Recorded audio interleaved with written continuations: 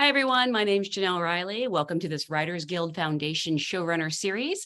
I'm so pleased to welcome today's guest. She is the co-creator and co-star of the Emmy-nominated, critically acclaimed Hulu series PEN15. Please welcome Anna Konkle. Hi. Hi. Thank you so much for joining us. We also have here ASL interpreter Elizabeth Vega. It's going to take her a while to spell her name, so I'll give her a moment. Thank you so much for being here. Congratulations again on 2 fantastic seasons of this show. This is, a crowd of your fellow writers. I actually love to go back to the beginning and ask, when did you, first start to consider yourself a writer? Were you, a kid who was writing school plays or stories? When did you, first, I guess, identify as a writer? I think, yeah, and thank you for having me. I think I always was writing. I remember I was a class officer in middle school. I was just thinking about this the other day, and it still stings. We were doing, we were supposed to do some performance or talk on tolerance, whatever that means at the time. And I went home and wrote a play, and I brought it to everybody, and it very quickly, people were like, this is too complicated. Like, no. With that said, I don't know, the idea of being a professional writer felt so unattainable, I think, and sort of a thing of, mystery. And so for me, storytelling was playing pretend in my room, and then I equated that, I think, to acting eventually, but it just wasn't something that I thought was possible, really. Were you always sort of writing things for yourself? Did you see it as like an extension of the acting, that you needed to sort of create work for yourself? I guess so. I mean, that wasn't my thinking in middle school. It was just, and short stories, and kind of, I loved creating worlds, but I thought that, at the time that yeah, the way to do that was acting. But as I got older, it definitely began as, working 40-hour weeks, waiting tables and performing experimental theater in very, very cold warehouses in New York. And I was really burnt out, and that's my daughter back there. We love children and pet cameos, so if it happens, she could enter and take over. And I after school was sort of struggling, but not just in my work. I had thought, if I'm making experimental theater forever, I'll be happy.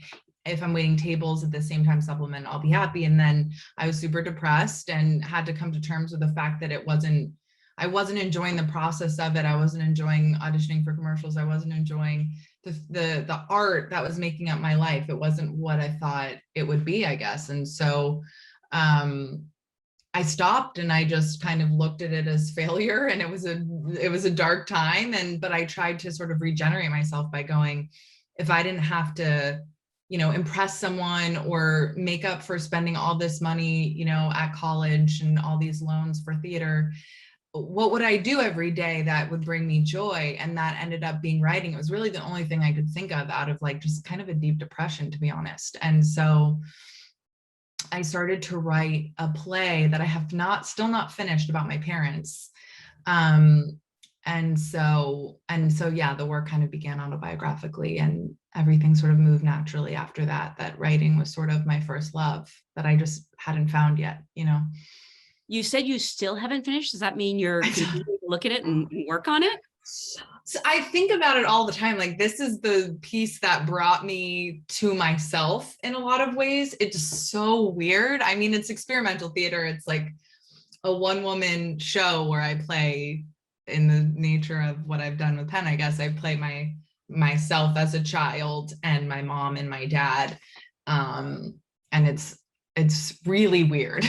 It's really weird. And it's really complicated because it's all about like tape recordings and speaking the tape recordings at the same time.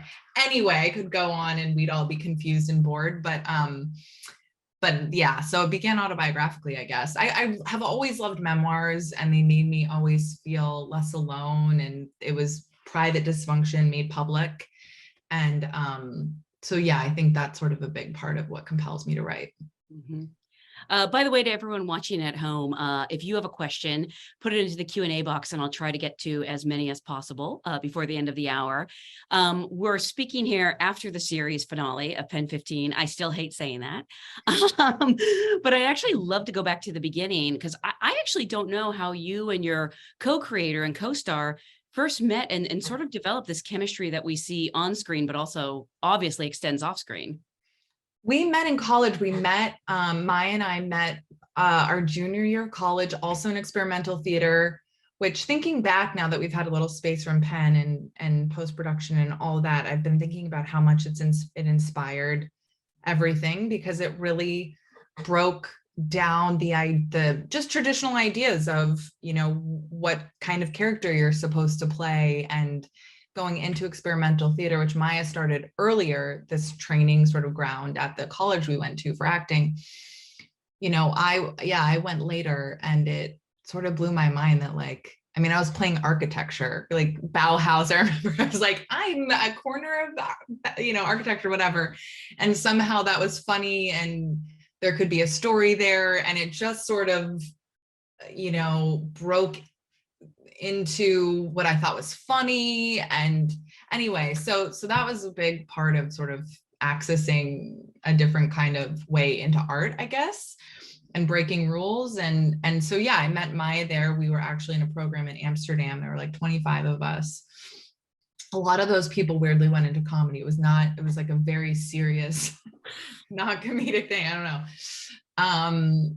And we eventually, I first became her fan, and she was doing Shakespeare and clowning. And yeah, I remember her doing like this big human puppet attached to the ceiling. Like, I was just like, who is this woman, and how can she be my friend and muse and all that?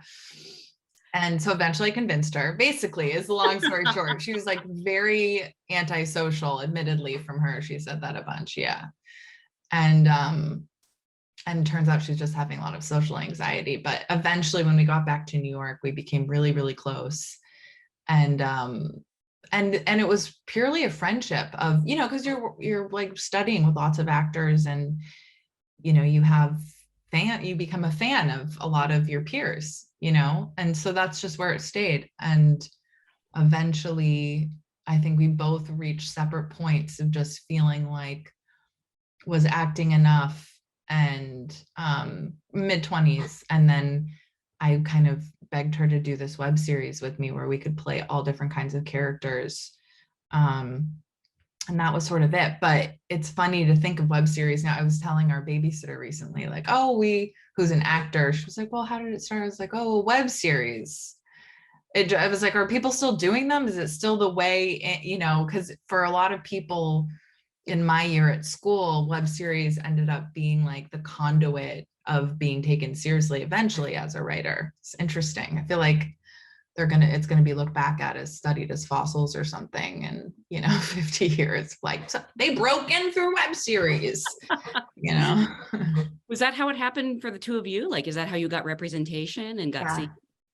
Wow. Exactly. Yeah. And I think, you know, it didn't do very well, and we really didn't know what we were doing, but, you know, a lot of it was luck. Girls had just come out. And so agencies in general were like, saw for the first time, I think, and women as writing for themselves and acting for themselves as like a possible commodity. And so, yeah, we were lucky. So how did you sort of first develop the idea behind Pen 15, or did you go through several ideas first? Because it just feels so organic, but I know that anything that looks organic has a lot of time and energy put into Not it. organic, yeah, at all. And actually now post Pen 15, I'm like, cool, next idea, baby. Like, you know what I mean? And I'm like, oh, it took, God, 8 years. Good luck to me. You know what I mean? But yeah, we started the process of writing it probably 7 years before it was made, maybe longer. And it began eventually, before we approached our third co-creator, Sam Zwiebelman. Maya and I we knew we wanted to play 13-year-olds because coming off the web series, we're like, okay, we love playing the reject true versions of ourselves through a bunch of different characters, what is the most kind of rejecty and truth telling, character that we could play? And we went back to 13, where a lot of our trauma, lies. And from there, we thought the idea at the time, I had this image of Maya now being wrapped in a huge swaddle and left on the doorstep as like a huge baby, of someone's super normal, someone's house. And then we started talking about that, and we're like, okay, we're escaping a cult, and we sort of hide in a foster family as children to sort of restart and being taken care of and to escape this cult. And we have to enroll into middle school eventually because they believe, that we're young. And we really haven't experienced much yet. So we're kind of truly going through being 13 again,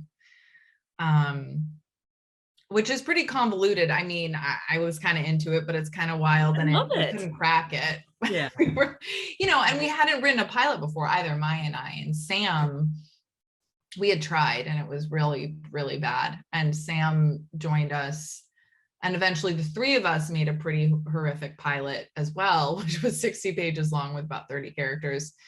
We had a reading with our friends, and we were like, do you have notes? And everyone's hand went up. So then from there, it took many years of, I feel like Ira Glass made a video about how your art and your art doesn't reach your taste, and how horrible that can feel, and how the instinct can be just not to make it, but to keep going. And that was sort of the feeling of like, oh, we keep making this thing that doesn't reach our taste expectations, but instead of stopping, we kind of kept going to, and as we got older, our taste changed, and it became less broad and less sketch, and we wanted to ground it and go in more of a Todd Salons direction in general. And so, in retrospect, I'm glad it took that long, because it became, what it was supposed to be. We have kind of a funny question piggybacking on this. I mean, it's not funny, but it's just worded so honestly that I'm going to use it. From Stephanie, wanted to know about becoming the process of becoming a showrunner, but I just love this part. Were you turned down hundreds of times? When for PEN or being a showrunner, both? Because the answer is yes to both. The idea was turned down. I mean, because we didn't have our foot in the door really, so we'd have these meetings with executives and tell them our idea, and most of the time, I mean, people thought it was interesting, but they were like, it's not gonna, how are you gonna do that? How are you gonna tell the R-rated stories with real 13-year-olds? Because of that, it made us keep distilling, so we had an answer every time. And that's how we sort of started to, with Dan Longino also, who shot the pilot, but started kind of distilling the idea of doing like extreme close-ups when things got sexual or R-rated, so that we could use body doubles. And that was sort of an artistic language that we were going to use. In terms of show running, my partner, Alex Anfinger, he had a show called Big Time in Hollywood, Florida, and he was in it, and he show ran it with his co-creator there. And I just remember the process for him, and how he had, Ben Stiller was a producer on that, and so he had the backing of Ben Stiller. So I don't think they gave them a lot of shit for wanting to show run. But when it came to us, I felt so scared of, having a completely different showrunner. And because I had seen that happen in people's, idea of what it was going to be, change a lot, and maybe to the detriment of it. And that was my fear. And I think in retrospect, having done more now, that's, you choose the right showrunner, you are lucky enough to work with the right showrunner. It can be a true collaboration, and you can evolve the piece into what you want it to be together. But, you can have bad luck. And so anyway, I was just terrified. And I think Maya and Sam were on the same page, and we thought we could do it. And Hulu was pretty, probably scared, but supportive. We did have a co-showrunner the first season, Gabe Liedman, who's brilliant. So we're really lucky for that. And I think if we didn't have him, it would have been a disaster, because not having come up through a writer's room, Yeah. we were doing things our own way, and that took a lot more conversation. It was just really nice to streamline the process and learn more. Yeah. At the same time, sometimes not knowing leads to great ideas. Mhm. You know, I mean, there's probably things you would have done differently looking back now, but are there things that like you did because you didn't know any better and it's not the way things are traditionally done that you would Mhm. actually recommend? I mean, I don't know that I'd recommend this, but out of, just because, so for the first season, or for rather when we were in development, we had shot a 15-minute kind of the first half of a pilot idea that didn't end up being the pilot, but some of it influenced other stuff in the seasons. But we did half of that, and then we had a 2-script deal. So we wrote 2, half-hour scripts, and after a very, very long time and a lot of negotiation on the budget first season, I should say, was $650,000 an episode, which is really, a high-end web series these days. And so I think that helped, our studio and Hulu say, go try, because it just wasn't that much money compared to other shows. But I completely blanked. Oh, anything that you did because you didn't know better that actually Oh, turned yeah, out. yeah. Thank you. Not sleeping these days. Yeah. So when they eventually greenlit it and said 10 episodes, I think we were ecstatic, but terrified. And, and that fraud feeling, I think, never goes away, unfortunately, what I'm discovering. And so that was, singing very loudly at that time. And we had about 2 months before we got into the writer's room officially. And we knew that the time in the writer's room with our low budget was going to just be very, very condensed. So the 3 of us got together every day, really, until the writer's room officially opened, to just see if we could outline the whole thing. And we did, in a very green way, and in a way that, thank God, when Gabe came in, we distilled it, and we, I learned so much more that has influenced everything about, I mean, I'm going to sound like so green, but I was about, the end of an act, and kind of what is the momentum bringing us to the next act, and and how to make that clean. I tend to overwrite a lot of stuff, which everybody can attest to. So the stripping away after having something so full and overly full, and I think that's actually a big theme of PEN15 in general, is like, we'll have 40 scenes in a 30-minute episode when, often it's a lot less. And so the packing in of story, especially for the first 2 seasons, I'd say the last one maybe is a little slower, but the first 2 seasons are just like packed with story. And that's hugely from a green place of just going, well, we have to tell Maya and Anna's story. We want this theme, we want this conflict, we want this truth, we want this humor, and trying to figure out how to do it all was sort of the enemy, definitely, as producers figuring out how to film that efficiently, but also sort of the godsend, because I think it gave our show a unique spirit or something. You say first 2 seasons. Are you counting as a third season the break between? I am. Yeah. The legal side of Disney won't agree with that, so I didn't say it, but if I could say it, I'd say that, yeah, I mean, we always wanted to do 3 seasons. And when we agreed to doing the last 2 seasons, in our mind, we learned later that legally it couldn't be called the 3rd season. So that's been like, creatively, we tried to not let it creatively affect things and just go like, this is our 2nd season and this is our 3rd internally. And but I kind of just call it the final season, or the last story arc, whatever. Okay, when I refer to last season, I mean all of season 2. You mean all of season 2? 2 and 3, just so you know, because I'm going to refer to it a That lot. makes sense. Yeah.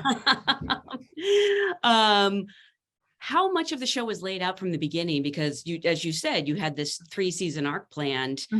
How strict was that outline? Because again, you have to leave room for certain things to sort of develop organically. I keep saying organically, and I don't want to imply that things just happen, because I know that's not the case. I mean, sometimes, no, I don't, that word doesn't bother me at all. I mean, I think, I think part of the blessing of being, of having less experience is just doing so much extra work, you know, because again, just the fake it till you make it and just being discovered as a fraud, I think is always in the back of your head. So yeah, we had kind of, and I mean, it's not that unique, but we had sort of looked at the first season as traditional firsts and wanted to go off the beaten path with how we looked at those firsts. First kiss being like an alien, you know, shooting down your throat, or, you know, Maya's first experience of racism and it happening in sort of at the time more, you know, micro ways that weren't being kind of recognized at that time in schools or in families or whatever. First time masturbating, first time, you know, being coined a name in school that you don't want. Just a lot of those types of things. And yeah, tried really to not go into tropes but still tell the traditional kind of stories, but in, I don't know, ways that were truthful to us. And so that was sort of a more innocent place to begin from. And then our second or 2A, you know, first part of the second season was more emotional firsts and you know, like the mother-daughter storyline of wanting to be nothing like your mom at a certain time in your life, and yet being closer to no one but your mom, and that tension being like absolutely devastating and also unavoidable. And yeah, that was something Maya and I, you know, could really relate to and felt like we hadn't seen and wanted to give voice to and try to represent properly. And, you know, I think the cool thing is that throughout, people have, for the most part, found identifying to these moments possible. But yeah, so then the second part being more emotional first, like that sort of naturally felt like growing up. And then the third, or the last, you know, arc was a little bit of a tip of a hat to high school. And I mean, for some, you know, some kids are going through that definitely in middle school. For us, I think the more truthful aspect was that it didn't happen till high school, but, you know, themes like death and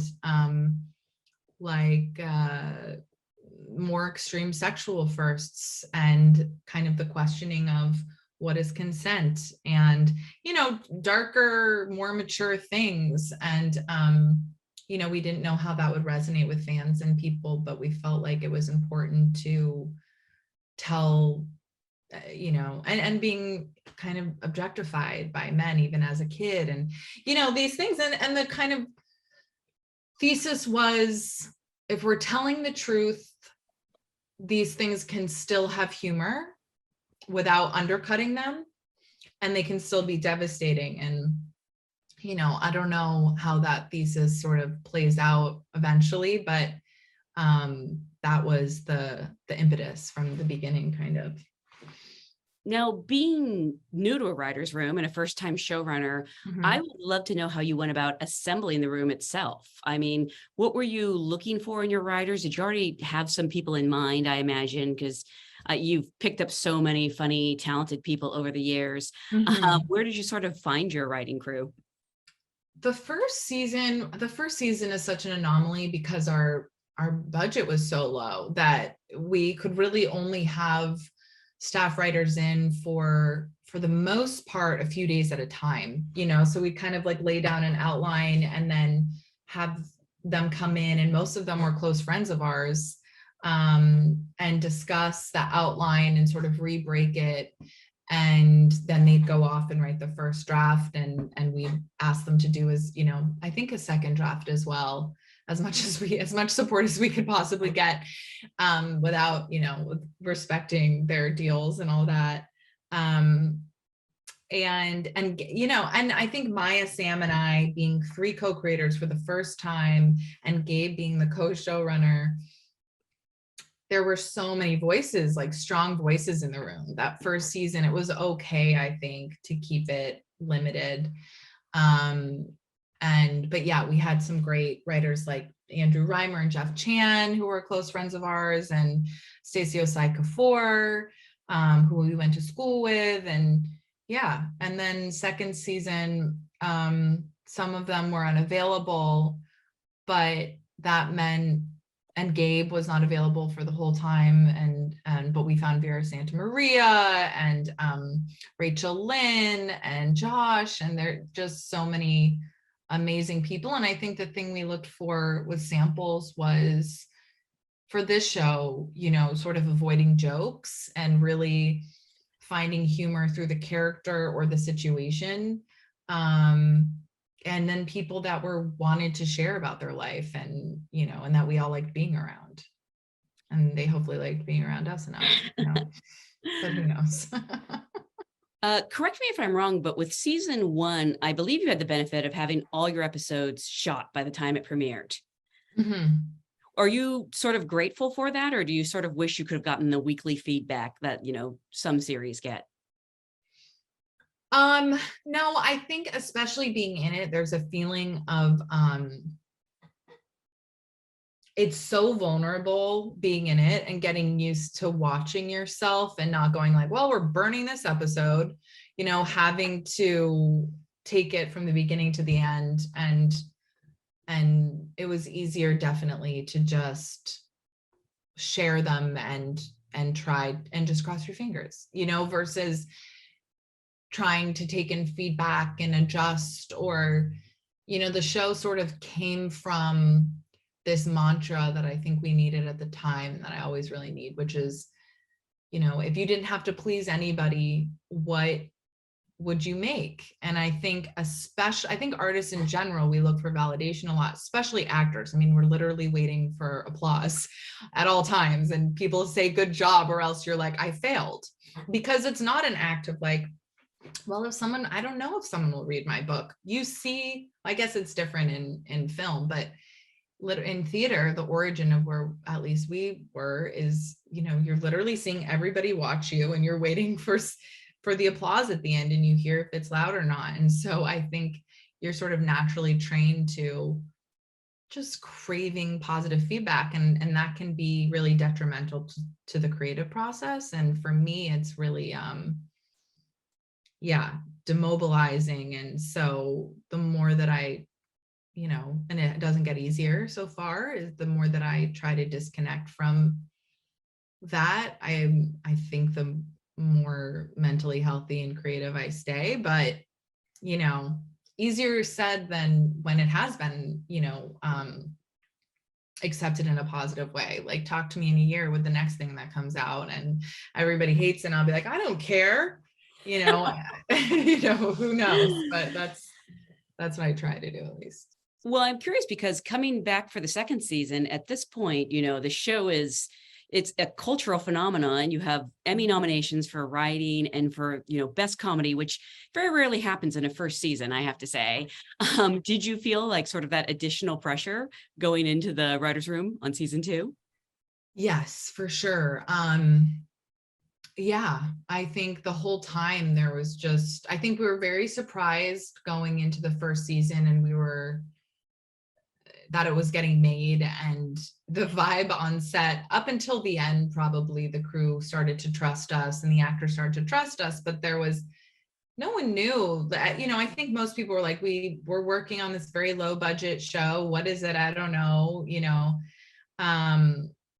The ideas sounds crazy. I think it was day 1 that Maya was masturbating, her character's masturbating, and the she tells the story so much better, but the boom operator is standing there, has no idea what he signed up for and doesn't know who we are. Also, I remember on one of the first days, we were like, I think the lighting should be like this and da da da. I remember hearing one of the grips in the other room going like, this is why you don't let the actors say their opinions. I was like, oh my God. So yeah, it was definitely, it took the pressure off, let's just say, in a way, to just be like, everyone's expecting this to fail, so let's just try to love it the most we can. And I would pay to make this, so let's just enjoy it. Who knows how long it's going to last, and put every part of ourselves into it. And then yeah, when it got the first season got a writing nomination, which we were floored by, and then going into the writer's room of the second season, I think we were in it at that point. Oh, I was so scared. Yeah. And we kept just trying to remind each other, like, if everybody hates it now, it's okay. We just have to try and stay in the same mentality. But I do think it caused extra stress, subliminally, kind of. Yeah. How does it not? Yeah. To be honest. The show they've actually created, or I don't, maybe it existed before, but this category of cringe comedy, because you tackle these very awkward topics head on. I'm not the biggest fan of that phrase, though I totally get why it's such an apt description. How do you feel about it? And do you have any better way to describe it? Something I also had not heard before. I remember reading cringe comedy. I'm sure it existed before, but I hadn't read that, I guess, in print. And traumedy stuck with me a lot. We hadn't seen that before, and that felt like, oh my God, we're being seen, because we have such a dark sense of humor and find a lot of I'm very often the only one laughing at an inappropriate part in a movie. And even doing screenings the first season of PEN, I remember laughing at times when we were like, oh, so I think that's naturally there. But yeah, the impetus is definitely to share truths, and sometimes those will be funny, and sometimes those will be sad, and sometimes they'll intersect. The cringe part, I was always surprised by, weirdly. I don't know. It took me till this last season to watch and be like, oh God, I can't look, and then editing it, be like, oh my God. And that's the season finale. But before that, I guess the kissing, my first kiss in the series, was pretty horrific. But I don't know, that's what I really experienced, so there's a part of me that's like, if this is cringe comedy, then life is cringe. And we're just looking away after, going like, let's post on Instagram, that never happened, and that's boring. Yeah, and I think that maybe we won't have the term cringe comedy anymore because of shows like this normalizing it. Like, maybe it'll just be comedy. But it was interesting because when I looked it up, I think it was on Wikipedia, the category it was placed under was actually something called cringe comedy, which I'd never seen as a descriptor before. And it is, I've never honestly spent much time thinking into it, except going like, oh, that doesn't feel exactly like the right category. But the more we talk about it, the more it does feel offensive. And just in the sense of this subject in particular, like it is not lost on me that we're so unique and lucky to play, we're in our mid-30s, we're starring in a show. We don't look hot. Let's just put it that way. We don't look, I'm not wearing a ton of makeup. I don't have hair extensions in. My bra's not padded. In fact, we're exaggerating insecurities and really barely wearing, I don't want to say barely wearing makeup, but it's very different approach than any other show that I've been on. And so in that sense, I have felt proud, especially the more space I've gotten from it, of going like,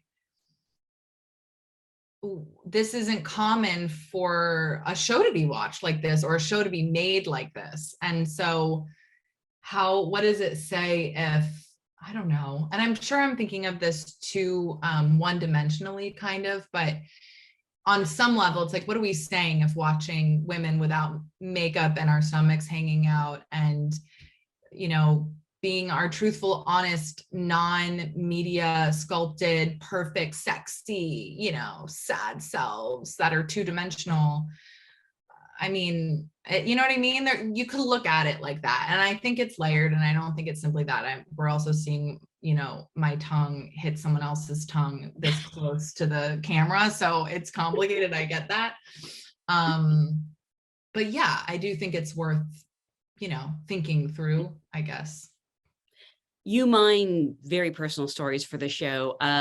Is there anything that hasn't worked its way into the show that maybe you wanted to cover? Or I doubt you were ever too embarrassed to cover, but maybe it just never really fit into a storyline. I mean, I think the Wiccan episode, you know, is close to my heart, and we got as close to sort of mental health issues or challenges as we felt comfortable, and what felt like it suited the season and didn't take our character or, you know, season arc on a completely different trajectory. I think that was the most challenging thing, is like, with my part of my history, specifically mental health being part of that, family dynamics in my home. I mean, we touch on a lot of it, but it gets darker, you know? And so there's a lot of, still in the darkness, there's a lot of humor still for me. So it wasn't just like, oh, it's too serious or it's too sad, but it just was beside the point from supporting both my and I storylines throughout. And we touched on, you know, sort of feeling sexualized as girls by men. And that was scary to do. And I sort of still struggle with, like, was it too little for the huge important subject that is? Was it too much in that, you know, that's not funny, you know, just unilaterally to me, that's not funny. So there was a part of me that wanted to do less of it. There was part of me that wanted to do more, looking back. So yeah, I don't know. And then there's other subjects that aren't sad that are like, oh, if we ever did more, there's still more to, maybe a little bit more to say. I don't think much, but yeah, it's a good question. And I think about it a lot, actually. And you not only wrote the Luminaria episode, you directed it. Is that your directing debut? I mean, live action. I had also directed the animated, which blew my mind. I feel like I had just gotten my head around live action and feeling like, I got this. I know what to do. I know. And then that was so humbling. But yeah, and actually, now that you mention it,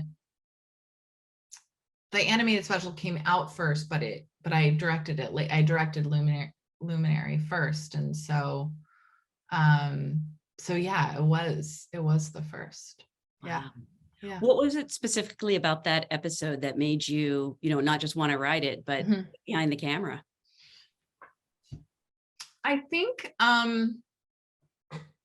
you know, it was a story from my memory, which I'm always inclined to want to be more visually a part of, because the memory of it all feels important to get out or something and have it be accurate. But you know, the story that's within it is, like, for me, threefold. One being, you know, sort of this flippant kind of relationship with charity work, and you know, and truly how I grew up was doing this walk for cancer that I would do. I think it was, I forget what it was called. I should know, but and it was at a track. I mean, it was this memory. There were luminaries in it, and there was so much about my childhood that's less in the show, actually, that was like very spiritual. We grew up, my mom, this isn't it, but did Reiki and was a holistic nurse and was obsessed with meditation, but was the most stressed out person on the planet. And all our Vermont friends, when we lived in Vermont, were sort of the same. And there was this like hippy dippy quality that also begged the question of, you know, what are we and what is bigger than us, without kind of going to the Bible and going like, these are our rules, like what feels true. And so I guess getting to do this episode and having the sort of existential relationship that they're forming throughout that, begins from the very like real earthly kids that are doing the walk for cancer as well, that start as possible love interests and turn into mortality looking at them as they, learn that one of the kids has cancer. And that actually, that story really happened in my life. And so so that felt like important to just try to do myself and replicate. And then, cancer also played a big part in my life because my dad had it many times growing up. And it was during, the whole thing was so weird. Basically at one point I was like, I don't want to do this anymore because my dad had cancer again and ended up passing during our writer's room. He was given like 5 years to live, and it happened in 2 months. And I was his caretaker, and it was just fucking brutal as it is for anybody. And so then having to, come back to it all, and never mind, acting with my TV dad, Taylor Nichols, who's incredible, was so weird at times. But having to direct this episode about cancer, and it happened, I was just like, I can't, let's scratch the episode. There was no time to do that. And it kind of became, I didn't feel comfortable handing it off to anybody. And it was too weird, the whole thing, that it just felt like I just have to, a lot of the music is in it is sort of an ode to my dad. And I just tried to, pull up my, woman pants and and do my best, and see it as an opportunity, kind of. Yeah. There are so many amazing audience questions. I want to get to as many as possible. And I'm going to start with Stacey Jaboski because she's awesome and she just had a birthday. Happy birthday. She says, it sounds like theme and meaning are your guiding stars. Do you plan to continue creating theme first, or do you want to experiment with going plot or set piece or relationship first? Ooh, that's such a good question. She's very smart. Very smart. Yeah, I think definitely themes first, and kind of track. Vera said this to us actually in the room, which was sort of a light bulb. She's like, okay, so you guys begin from psychologically finding plot, versus plot first, and it's all about following truth and emotion. That I don't think will ever change. I do think my probably weakness and shortcoming is that I could watch emotion all day leading to emotion. I could also be in therapy all day. Like, I just love analyzing emotions and how that, results in this human choice and whatever. But I probably don't instinctively have a lot of plot turns, to be honest. So I'm trying to be aware of that moving forward. It definitely was like, I was schooled constantly in our room, and had to get better at that.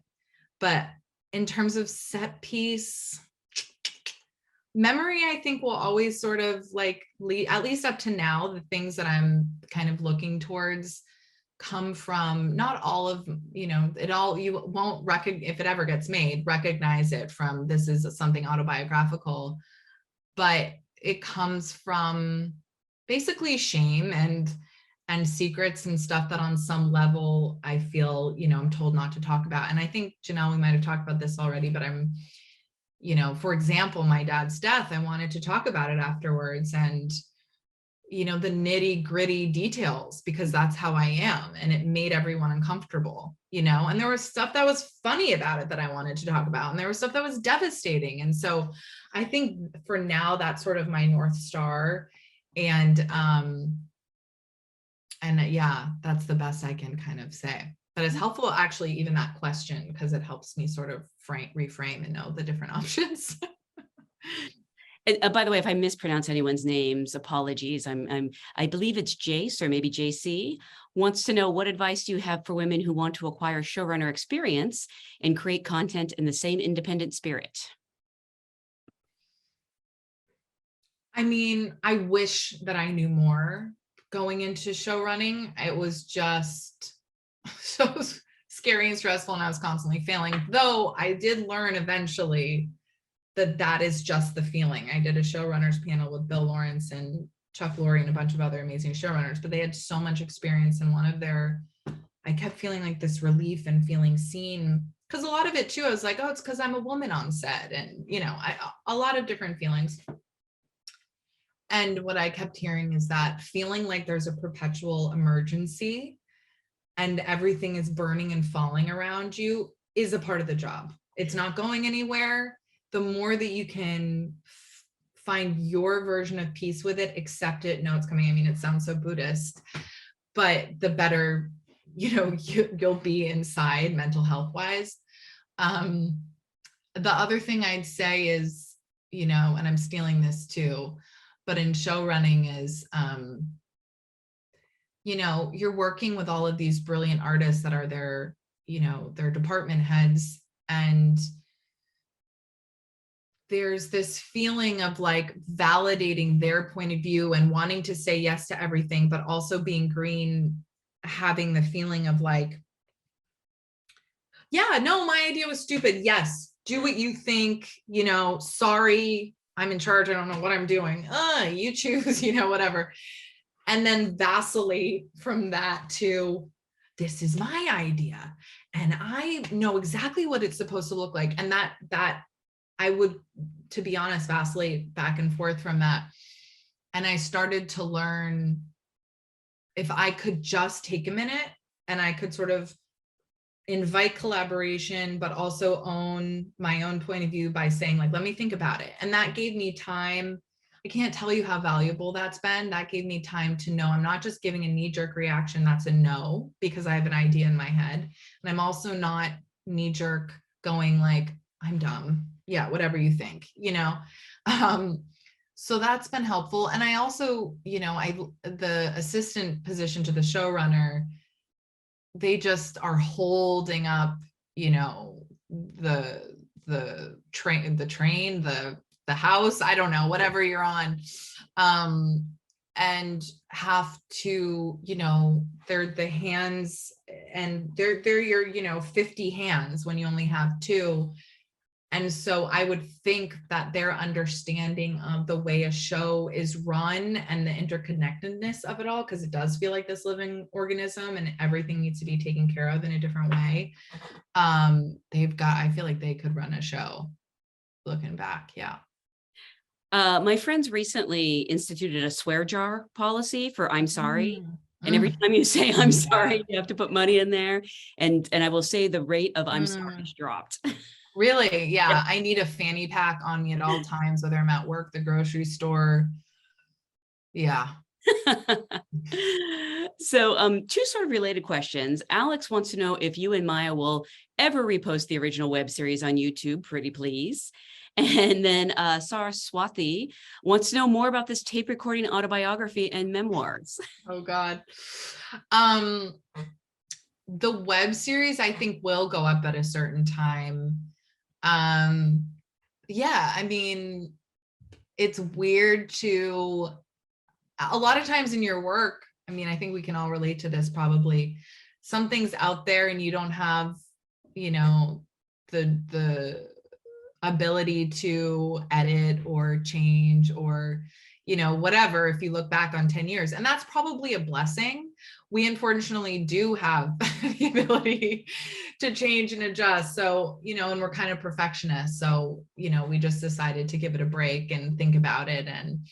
But I think it will come back, it's a matter of time. The autobiography kind of play, is that what was asked about in the memoir? Yeah, the recording that you talked about at the beginning. Yeah, oh my God, I haven't been thinking about it for a while, but the idea was basically that myself as an adult finds a bunch of tapes that I took as a little kid, and this is not based on real things, except if my mind unfortunately remembers every emotional thing ever, which is why PEN exists, and Maya's the same way. But and so but so not a literal tape recorder, but in this play, literal tape recorder, and finds basically she was hiding, the kid version of her was hiding recorders, you find out, throughout her house all the time. And so she has all these private conversations taped that she hasn't listened to, and she listens to them, and it's almost like a ghost taking over her body, you know, as her dad, as her mom, whoever is speaking. And it's the idea that like you hear the sound of the refrigerator, but there's no set, and you're just so it's all choreography. So it'd be very hard. I don't know that I could do it. But yeah, there's some other elements, but that's sort of the idea. And that eventually I mean, it's so therapy, but the big adult Anna meets little Anna, and emotionally maybe there's some healing, and you know.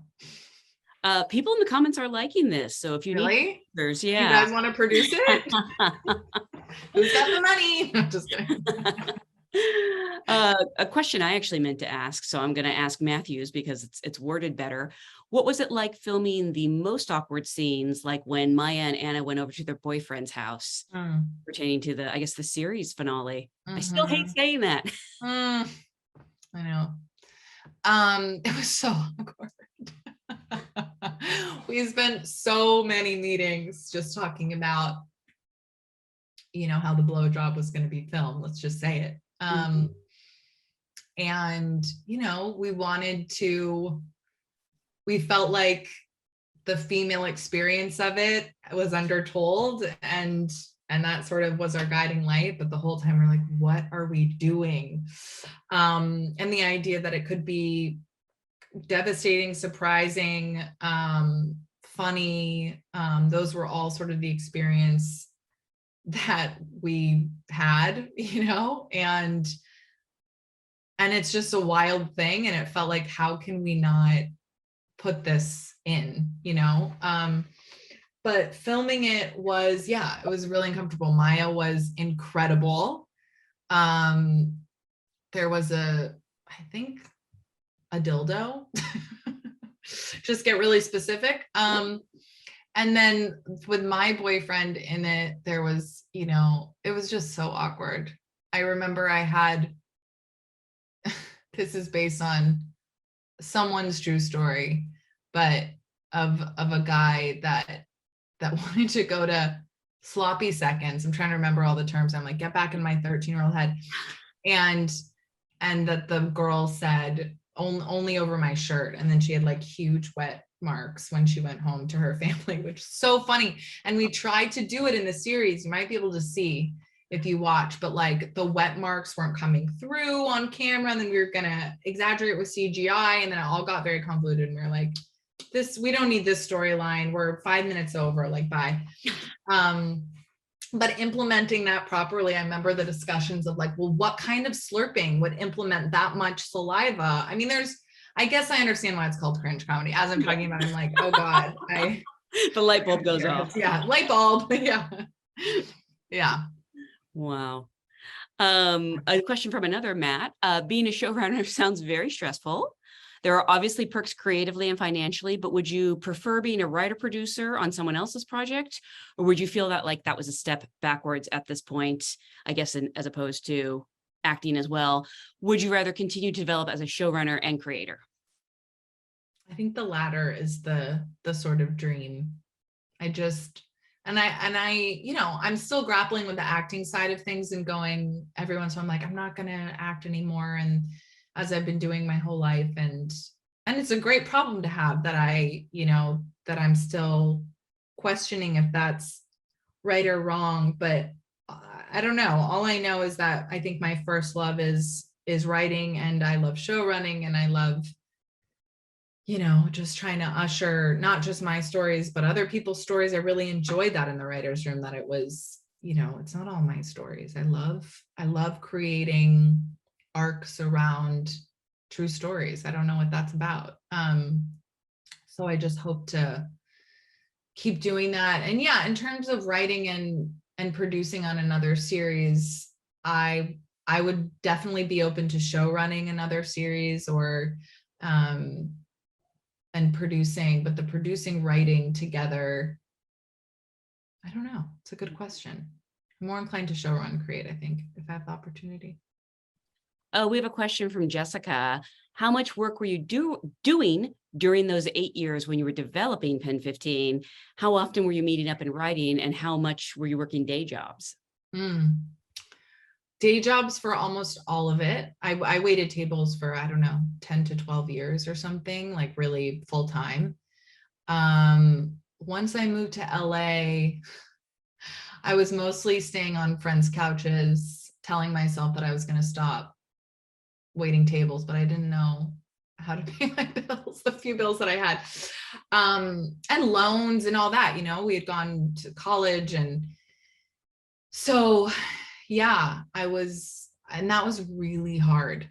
And I would just say to, I don't know if anybody here is in that position at all, but to me, that's like, you're in the thick of it and you're doing it, and it's no way around it, and it's so hard. But I also look back, I mean, it's so hard to do your day job and do the thing that makes you money, and then the rest of the day try to be creative. There's so many days that was absolutely impossible. I was exhausted. I had to have my feet stop hurting. I had to, you know, and I would kick myself also for the days where I wasn't creative. I was so hard on myself.